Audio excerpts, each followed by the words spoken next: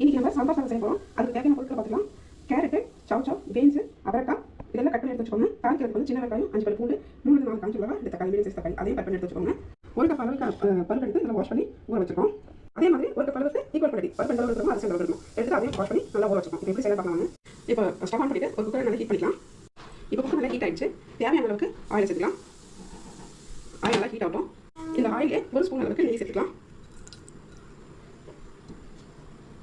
Oil நல்லா heat ஆகிடுச்சு. இப்போ வந்து கொஞ்சமாக ஒரு 1/4 டேபிள் ஸ்பூன் அளவுக்கு வெந்தயம், அப்புறம் கடுகு எல்லாம் இது தேவையான அளவுக்கு நெய் ஊற்றிக்கோங்க. கடுகு, உளுத்தம்பருப்பு, கடலைப்பருப்பு, 1 டேபிள் ஸ்பூன் அளவுக்கு மிளகு, இல்லை காரத்துக்கு தகுந்த மாதிரி நீங்கள் சேர்த்துக்கோங்க. இது நல்லா வெடிச்சு வரட்டும். 1 ஸ்பூன் அளவுக்கு சீரகம் எல்லாத்தையும் சேர்த்துட்டு நல்லா கலந்துட்டு நல்லா உறிஞ்சிருச்சு. இப்போது ஒரு 3-4 காஞ்ச மிளகா, ஒரு கைப்பிடி அளவுக்கு பூண்டு, சின்ன வெங்காயமும் ஒரு 5-6 பல் பூண்டு எல்லாத்தையும் சேர்த்து நல்லா கலந்துடணும். சின்ன வெங்காயம் சேர்த்துக்கோங்க. நல்லா பேசி கிடைக்கும். எல்லாம் சேர்த்துட்டு அடுத்து வச்சுக்கோங்க. நல்லா கலக்க கலந்துக்கணும்.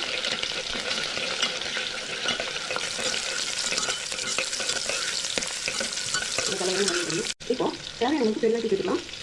பெருங்காயம் சேர்த்து நல்லா கலந்துக்கணும். அடிக்கலாம் அளவுக்கு கலந்துக்கணும். இப்போ வந்து நம்ம தக்காளி வச்சுக்கணும். தக்காளி நல்லா வச்சுக்கணும். அப்போதான் அடிக்கணும். நல்லா மசிச்சு வந்துச்சு. இந்த டைமில் 1/4 டேபிள் ஸ்பூன் அளவுக்கு மஞ்சள் தூள், சின்ன ஸ்பூனில் ஒரு 2 ஸ்பூன் அளவுக்கு சாம்பார் தூள். சாம்பார் பொடி கண்டிப்பாக சேர்க்கணும். அப்போ டேஸ்ட் நல்லாயிருக்கும். எல்லாத்தையும் சேர்த்துட்டு நல்லா கலந்துடுங்க. இந்த பச்சை மிளகாய் போகிற வரைக்கும் நல்லா கலந்துடுங்க.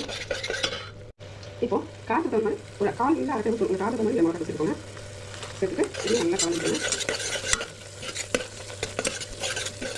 நல்லா கலந்துக்கிறதுக்கப்புறம் இப்போ நம்ம சேர்த்துக்கலாம். இப்போ நம்ம எடுத்து வச்சுக்கிற வெஜிடபிள்ஸ் கேரட்டு, சவ் பீன்ஸு, அவரைக்காய் உங்கள் கையில் என்ன காய் இருக்கோ அந்த காய் எல்லாத்தையும் சேர்த்துட்டு நல்லா பச்சை வச்ச போகிற வரைக்கும் நல்லா வதக்கிடுங்க. நல்லா வதக்கிடுங்க.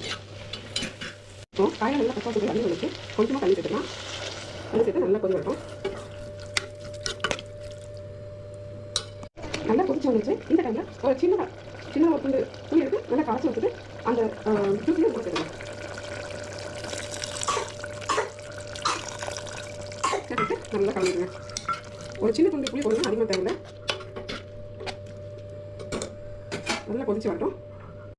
இப்போ வந்துட்டு நல்லா கொதிச்சிருச்சு. இந்த டைமில் நம்ம எடுத்துக்கிட்ட அரிசி பருப்பு தண்ணி கொண்டு சேர்க்கலாம். நல்லா மிக்ஸ் பண்ணிவிடுங்க.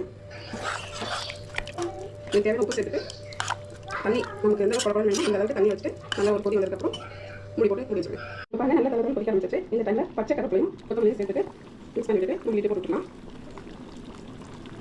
ரொம்ப வாசமாக இருக்கும். பச்சை கருவேப்பிலையும் கொத்தமல்லியும் சேர்க்கும்போது நல்லா மிக்ஸ் பண்ணுங்க.